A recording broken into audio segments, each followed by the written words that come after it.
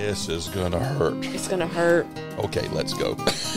No human that I can think of gets born to destroy other human beings. The cost is a broken heart. Welcome to the Rethreading Lives podcast, where we talk about how to take your threads of harm and through the rethreaded process, transform them into something that actually helps you reach your potential. We'll talk with different leaders in our city and our country and find out what they're doing. You'll walk away from listening to this podcast with useful insights and captivating stories on how you yourself can rethread your life and your business. I'm Kristen Keene, and this is the Rethreading Lives podcast.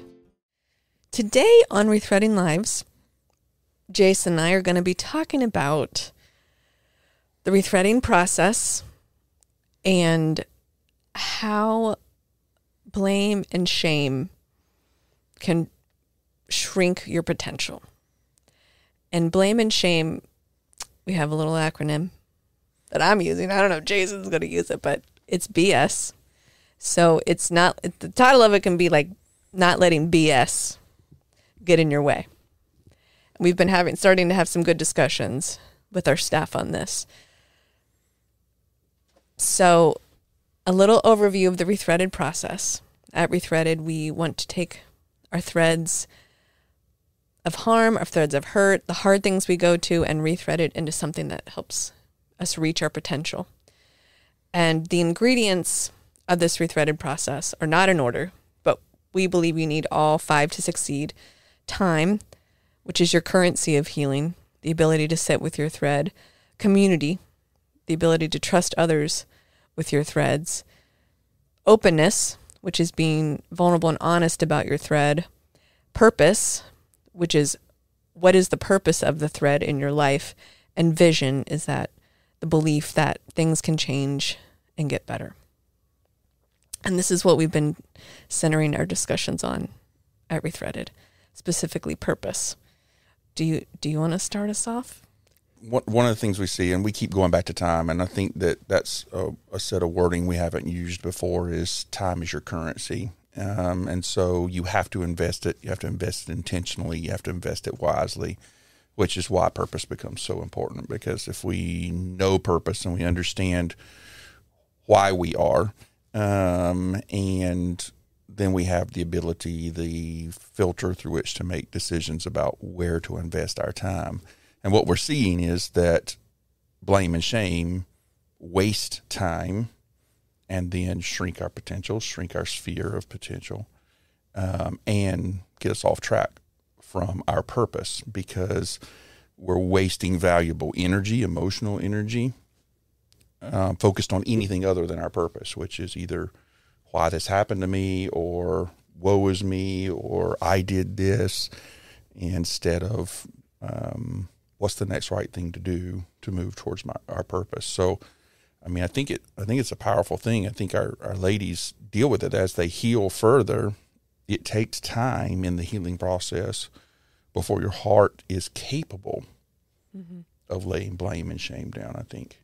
I know, because I think most of our women come in and they have forgotten who they are. Like, they don't know who they are. They've been told who they are. We talk about it. Their purpose has basically been hijacked, made a commodity.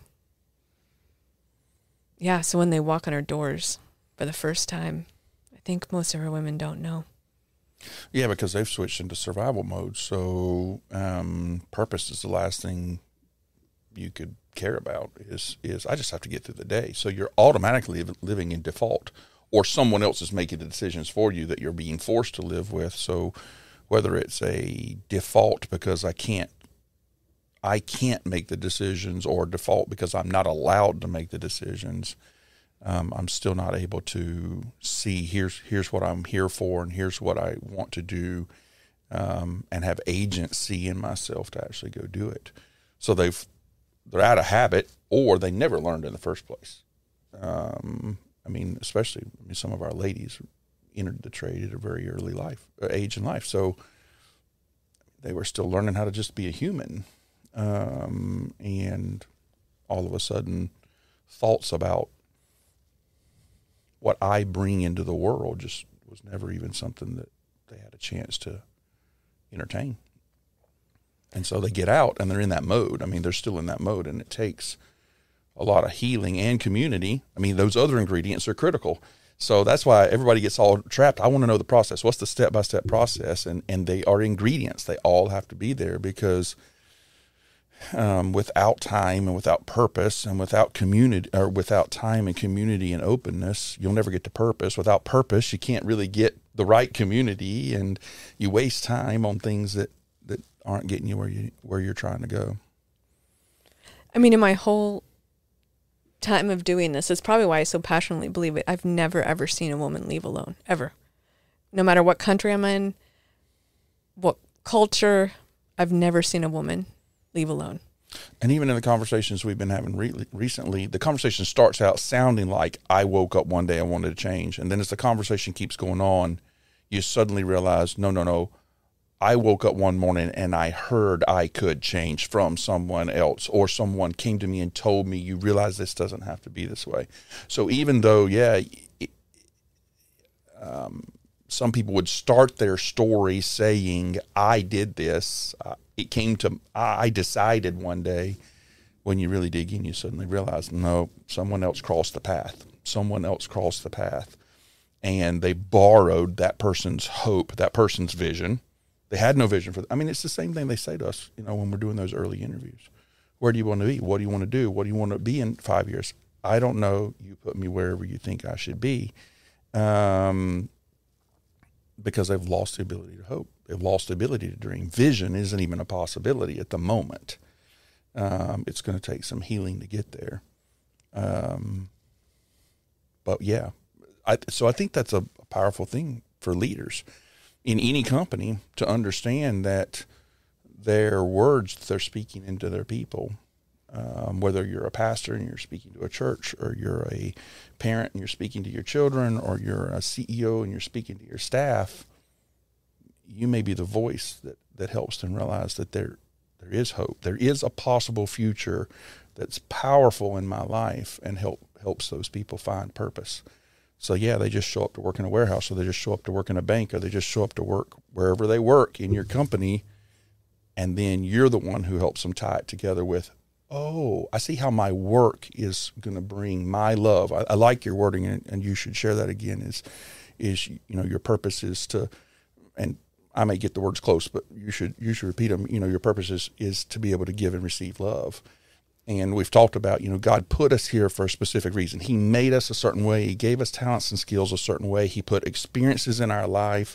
He even uses the experiences he didn't put in our life, but the evil world put in our life, to give us a set of skills and power to achieve this purpose that he designed for us.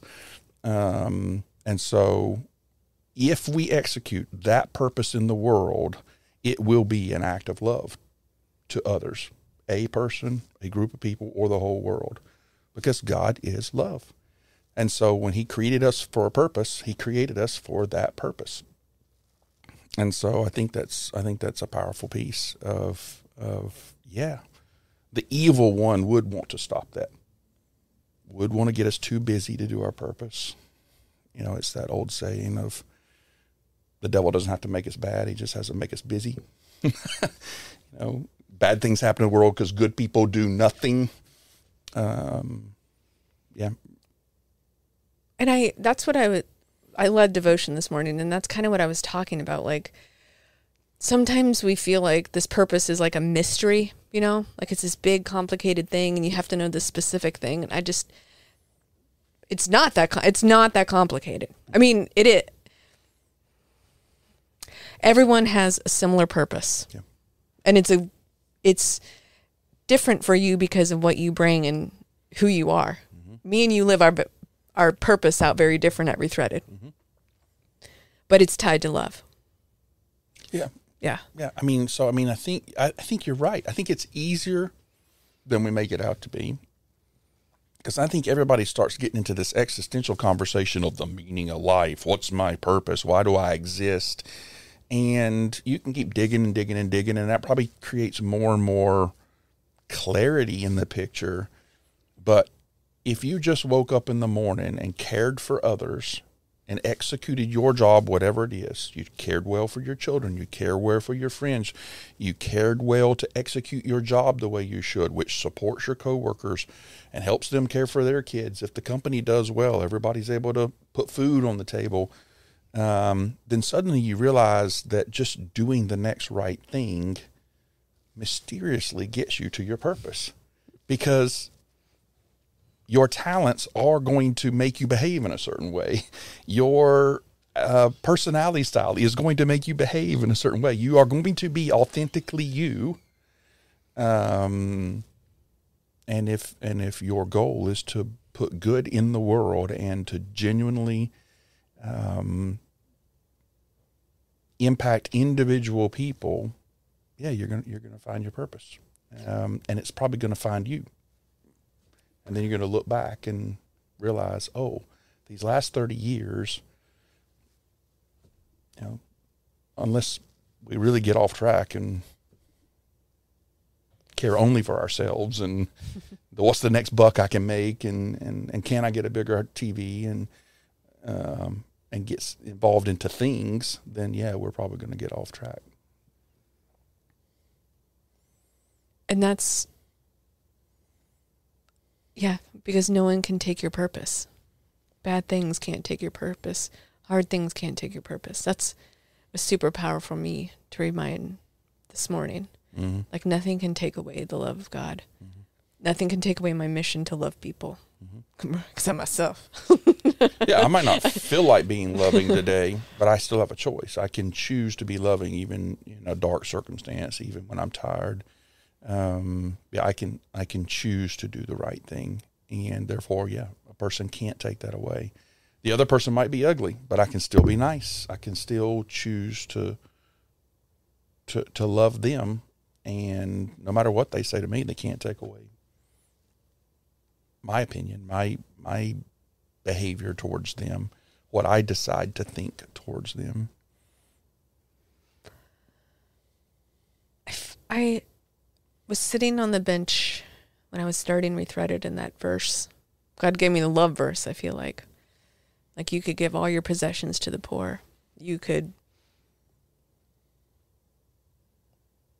what is it? Shout it. What is it? Speak with the tongues of angels. Tongues of angels, but have not love, you have nothing. And I feel like maybe that was both, because I have done things without love. I've done things out of my ambition and drivenness and insecurity, even though from the outside it looks very good. Because I think that you can hide behind it looks good, but actually it can be devoid of love, and it ends up being empty for you, for the person. Yep. I mean, I still feel like even in my ambition and my selfishness, I did hurt people, but good, of course, it was rethreaded into good. Of course, despite myself. Yeah. Yeah. Yeah, that's neat, because yeah, there's a place for grace for ourselves, that if we genuinely wake up every morning and we're trying to get it right, knowing full well we're going to get it messed up sometimes,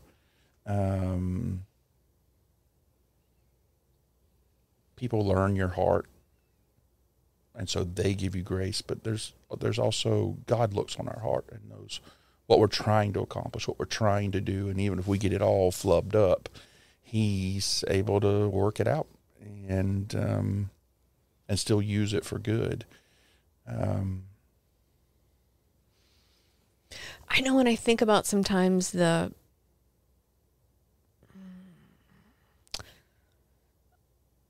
like I will sit here and say, like, I believe that anything can be rethreaded.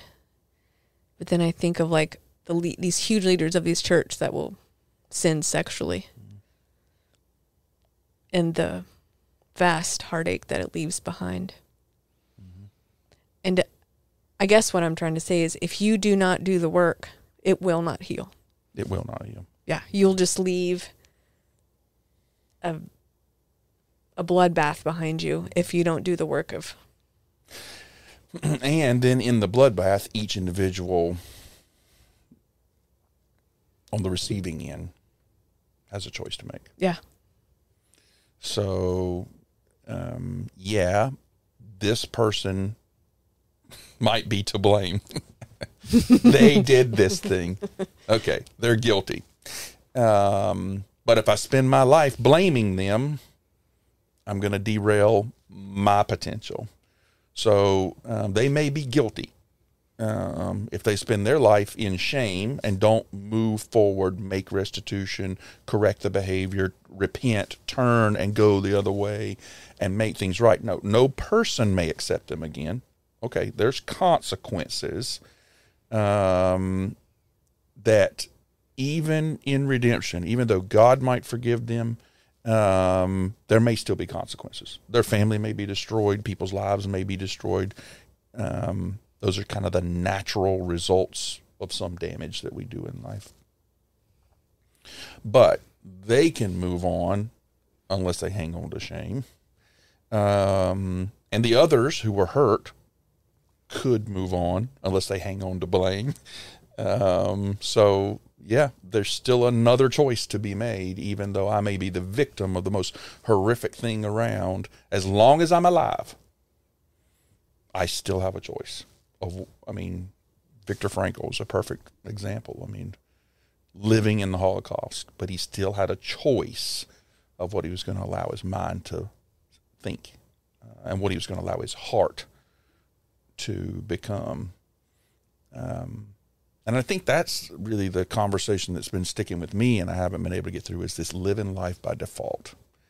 Is we are all just so quick to just try and get through the day, let the day come as it comes.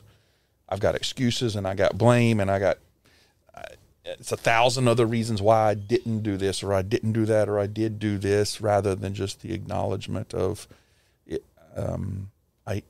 I have to choose to live my life intentionally. I have to wake up and all day long make decisions to accomplish my purpose. And that sounds exhausting, but it's just a habit. It's just a habit that has to get created. Well, I guess I keep going back to for our listeners, there's a human trafficking panel coming up, and we sat down with 3 of our women who are survivors of human trafficking yesterday. We just had a conversation about the journey of healing. And I went home really convicted because of the amount of work that these women have done and how intentional it is. That they were survivors of human trafficking, deepest, darkest places. And they had to go make amends with their families and their kids. And intentionally have the conversation and just let themselves hurt and let themselves feel the hurt that happened to their families. And then how one of our ladies is how she forgave her trafficker. So intentional and so hard. And I look at her and I'm like, oh, there's still people in my life that I just hammer the blame still on. But how intentional the work is to do that, to live out your purpose and heal and reach your potential.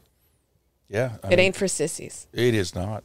It's this is going to hurt. It's going to hurt. Okay, let's go. Just the sheer guts it takes to look down that gun and say, oh my goodness, this next thing I have to do is going to be incredibly painful. And then choose to move forward anyway. Especially when you have a legitimate blame. Yeah. A legitimate excuse. No, my family, you don't understand what was happening to me. But the vulnerability to say, but I know the damage it did to you. And I want to hear that because I want to have a relationship with you. And I might have a legitimate claim to blame, but I lay that down because this relationship is more important to me than than winning the blame game of being able to push this off and not take responsibility for the actions that I did do. Even though I did it through duress, even though I did it through pain, I did do it, and it did have an effect. Yeah, I think that's the thing. You know, you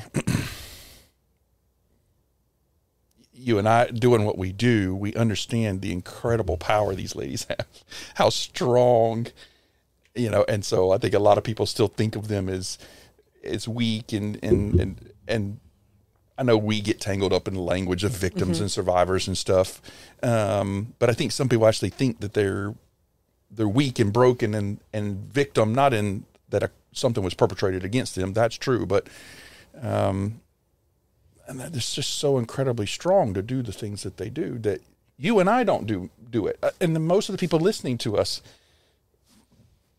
don't do it. We live by default. Yeah. And they got to a place, and maybe it's the brokenness. Maybe a human has to get to brokenness, has to get to the point where they realize that left to my own devices, I am not a force of good in the world. And whether that's through some sort of spiritual journey, or experiencing the horrors of humanity, at some point, to get out of just kind of floating through life. You know, it's kind of like the curse of blessing, that you get lazy, just kind of float through life. And then they get to a place where they realize, no, intentionality is the only way I'm going to survive. The only way. And doesn't matter whether this is easy or hard. If I want that relationship, this must be done. I have to make these amends. I have to endure this. I went to counseling. Like, I had my counseling appointment yesterday, and I was like talking to her, and I was like, "That was amazing." I was like, I was so convicted. And we did this exercise, and I had to like go internal and look at my heart. Whatever.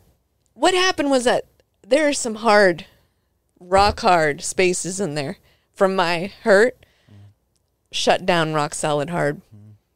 Like, and I was so convicted after them, because the thought of reopening that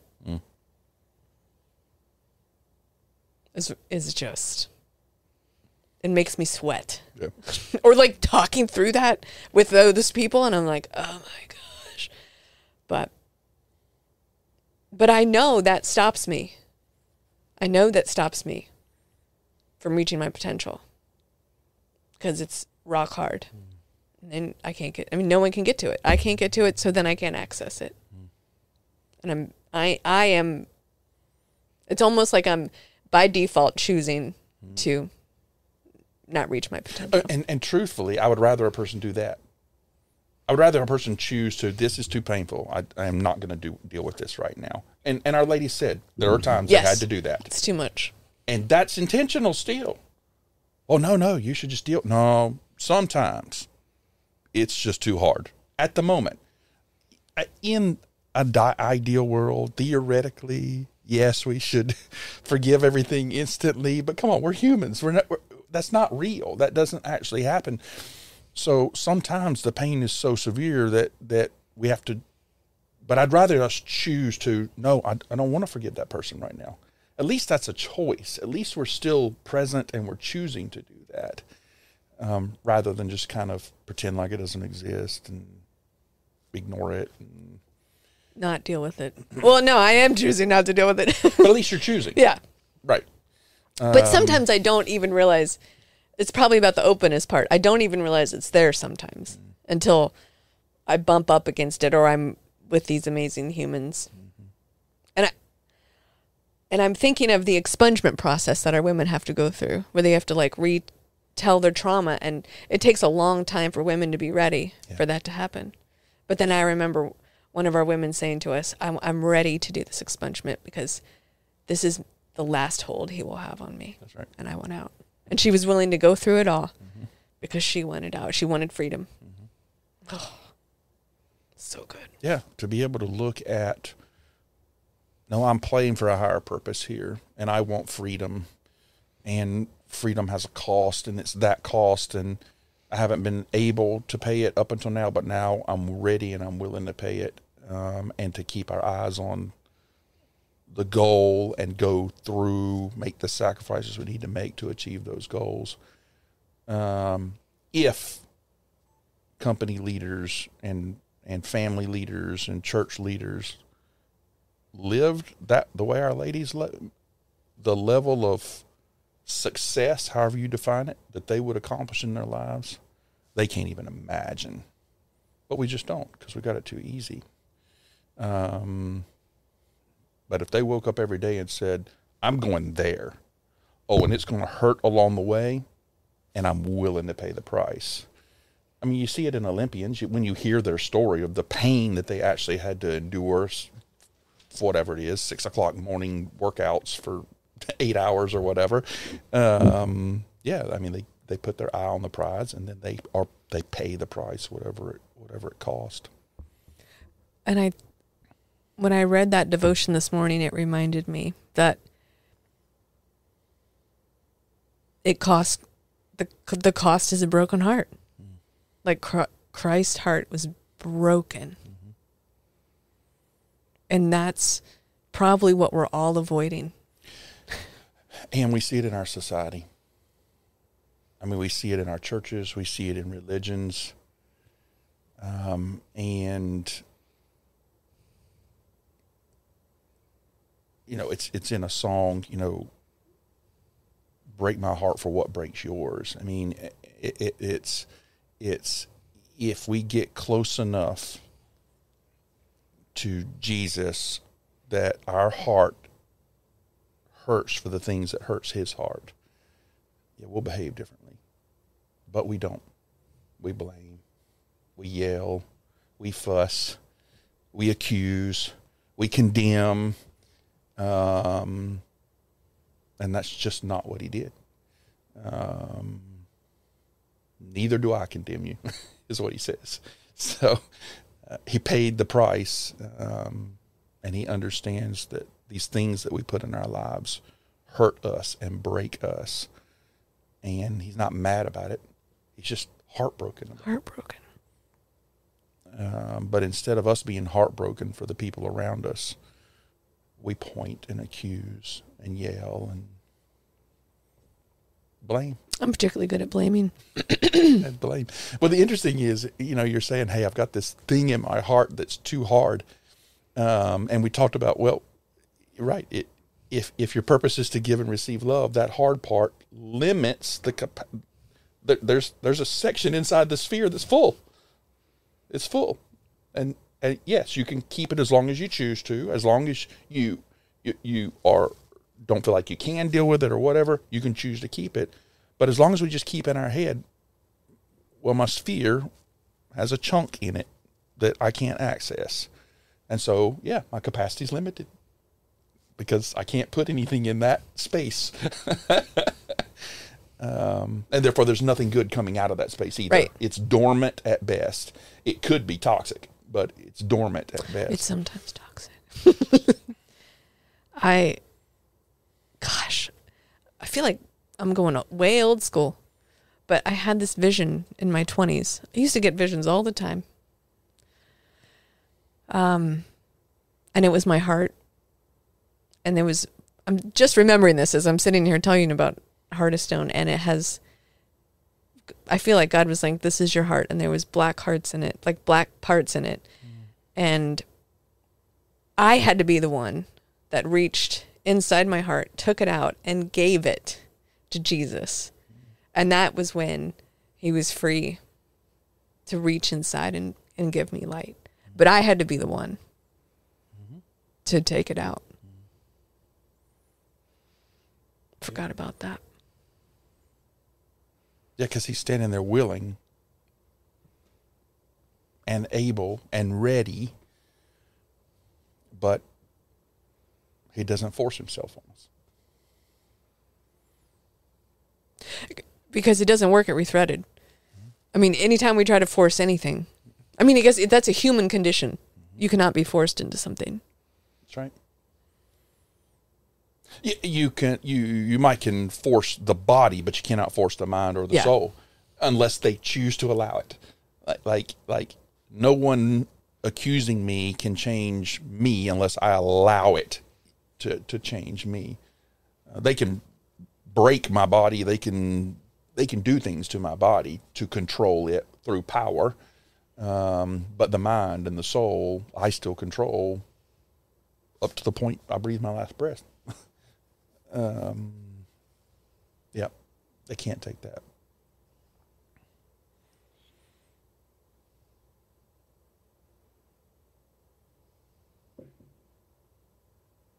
Is that true? I mean, I just think of sometimes the last stage of human trafficking is immersion, where a woman's been in long enough that she believes this is her life. Mm-hmm. This is what she chose. If she tries to leave, they will kill her. Mm-hmm.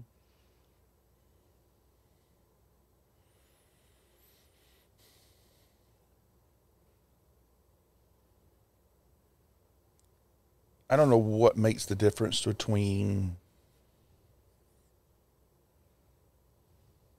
the person who just gives up and dies and the Viktor Frankls, who somehow held on to their mind in the middle of the Holocaust. Yeah, I don't know what the difference is. I guess anybody eventually, the human frailty of your mind eventually breaks. I mean, because it is a physical part of your body as well. I mean, I guess there's probably a point at which you could break a person's mind, but then I think you're going beyond irrational thought. I mean, at that point, you're actually broken. I mean, it's not, I don't know what the right words are. So your brain's not functioning properly anymore. So you can't control it. I don't know where that line would be and what makes the difference. Why one person can endure unimaginable suffering and still come out with a heart that's ready to love. I don't know. And another person gets cut off on the freeway and goes on a shooting spree. What in the world? Yeah, I don't know. I know, because, I mean, this is what I'm thinking. I'm thinking of women in trafficking. Usually, when women become traffickers, it's because it was done to them. And I'm thinking of this one woman that trafficked one of our ladies. And our employee still cannot forgive her. She has not forgiven this woman. Because she's like, this woman was pure evil. Mm-hmm. She had 8 babies, given them all up for adoption, violent, vile, recruited young girls into the trade, then turned on them. And I mean,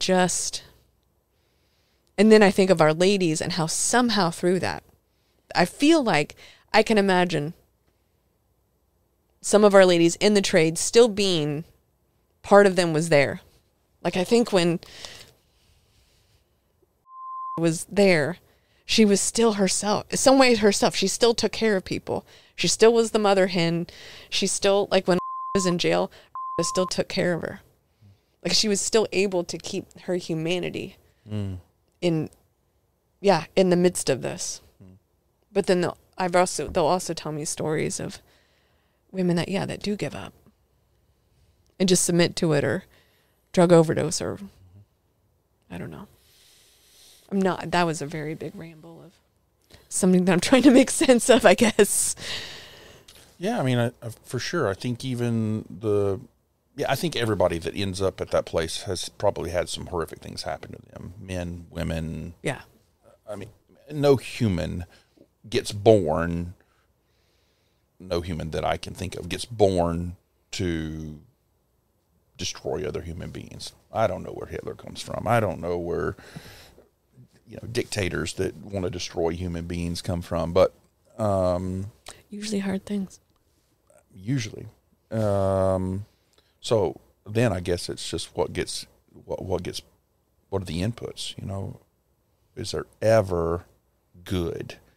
And so some of our ladies may have experienced some good, and it kept them from going truly to the dark side. And then that lady may have never experienced anything good until she literally, well, not literally, but she just gave over to the evil. I mean, she just completely just gave herself over to it. And yet, if she could ever see hope, there might still be a light there that she could come back. Yeah. I mean, that's kind of how our women describe it. No hope, no purpose, no community. Like when one of our ladies was talking this morning, she's like, I could have died on the side of the road and no one would have cared. And in India, I have picked up women on the side of the road. And that could have been one of our ladies.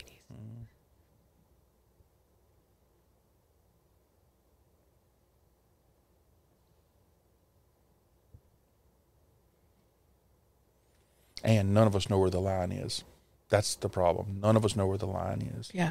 And the person might be right next to the line that if we are not the voice that gives them hope, they may never come back. They may literally die, which, is what you're talking about. Or they could be this lady. Yeah. And this is the last line of hope before she simply gives herself over to the darkness. And then it might be nearly impossible for her to ever hear the light. And that's probably why I'm so passionate about the systems that interact with our women, and how hard it is to show kindness. It's harder to show kindness because blame and shame are the easier ones because your heart doesn't get involved. Yep. It keeps people distance. And everything's... And that's the thing. It was funny. I was having a conversation with Wally, and maybe we'll have him on the podcast at some point. And we were talking about what the experience with Rethreaded has changed in our lives, and he was sharing, what the difference was, and what he had experienced through just being connected with Rethreaded, and I said, I think one of the most significant things that has shifted since I came on with Rethreaded is to stop seeing people and to see a person. So all drug addicts are ... No, this is Sally, and this is her story and her experience, and she may also be using drugs, but that doesn't mean that her story is exactly like every other drug addict. So these systems that are built to process large groups of people group them in people, and they stop seeing individuals. And I think the numbers we deal with in trafficking around the world, that sort of thing, we stop seeing individuals, and we just see masses of people. And so, yeah, we blame a group of people for this situation rather than this is an individual that has an individual set of needs. And it's messy. We talk about what Rethreaded does. It's messy. But, I think that's the most powerful thing. When we try to just treat them all as survivors, and this is what it might fix some things. But when we get really real and get really personal, and this is an individual and we know them, then we can really have connection. We can really have community. We can really have a successful system as long as we stop every single time another person's in front of us and we understand what's this person and what's the right thing for this person. And it's just hard. I really think I have no ill feelings towards the hospital systems or to JSO or to the court system, because I believe they're absolutely doing the best they can possibly do with the resources and tools they've got in their hands. And so I'm hoping that we can help get to a mental place that even while I'm busy and even while I have to go through these systems, somehow I can see the person in front of me. And then hopefully we can help create the systems to support those poor people who are on the front line. because, their heart's getting hurt in the process. Yeah. I mean, because that's the thing. They're human. They're the one human as well. That's right. Who are doing it day in, day out. That's right. And so what we end up doing in our political world and everything, we just constantly yell. All police are bad. I mean, we hear it on the news and stuff like that. Well, then you get the other side screaming, no, police are good. When, in fact, there's probably good ones that are really, really good at the person level. And then there's probably some bad ones that are really, really bad. And if we would stop protecting the bad ones while we're trying to be nice to the good ones, and if we would stop condemning the good ones while we're trying to deal with the bad ones, if we would deal with the individuals as they need to be dealt with, or teachers, or whatever, survivors, or the Democrats versus or the Republicans, yeah. Mm-hmm. We get so busy condemning the whole group that we completely miss the fact that there's a bunch of legitimately good, caring, loving people inside that group that don't think like everybody else. They're an individual. And so we either say this group's all good or all bad. Even in our churches, I am this religion. I say whatever my faith is. Okay, does that make me good? Or the fact that I've probably not lived a life that's absolutely consistent with the tenets of that religion, does that make me all bad? And if we can start getting to the place of, I'm probably not truly conservative or liberal. I'm probably not truly Christian or unfaithful. I'm probably not truly loving or hate-filled. I'm probably not truly good or bad, because I'm a human being. I'm a mess, and I'm probably a little bit of both all the time. And so I think when we can get to that place of realizing I'm no better or worse than these other people, because I'm just as hot and cold as everybody else is.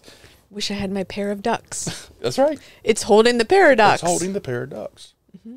That I am Christian, but I don't live out the tenets of Christianity the way Scripture would say to live them.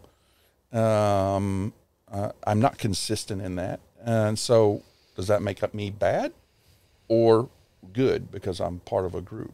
It just makes me complex. But those who are listening, don't get too cocky. So are you. Well, that's what Jesus did, right? He walked up to the tax collector and said, join me. He walked to the woman at the well and said, join me. The woman being stoned, and he saved her, and he called 12, and he healed the one. And I mean, he saw individuals. Yeah. He didn't talk to the woman who was about to be stoned about how all people who were caught in adultery behave. He talked to her, and understood that in that scenario it was a trap anyway. There was only one person there. There was two people involved. So this is a game we're playing here. I know this. I know what's going on, and he could see through those things, but.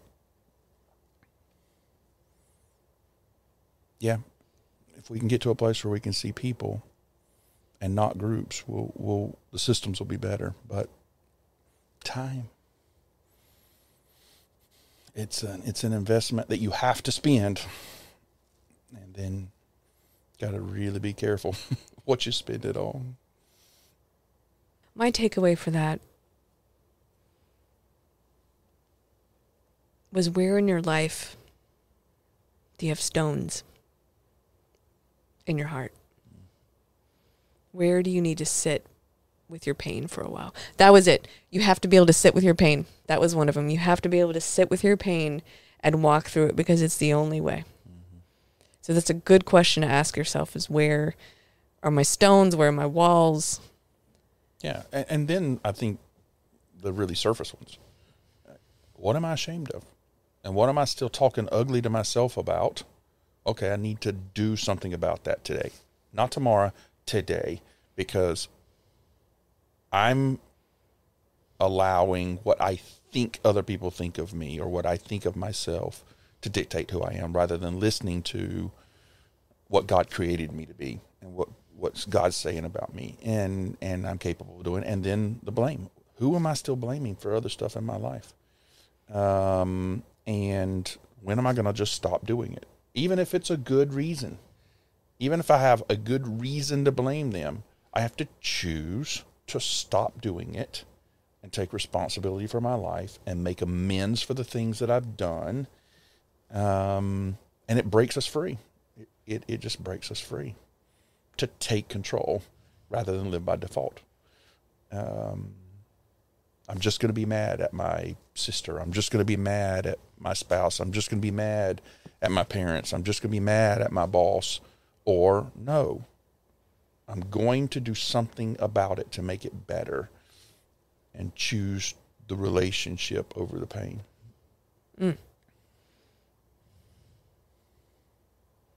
Even when things are good. Even when things are good. I'm just tired at the end of the day. No, I'm going to consciously say the right thing to my spouse tonight. Even though I'm tired. Even though I'm distracted. Even though I had a horrible day today. Because the relationship is more important than the pain. And my purpose is to love. My purpose is to love. Well, thank you all for joining us today. I love the podcast voice.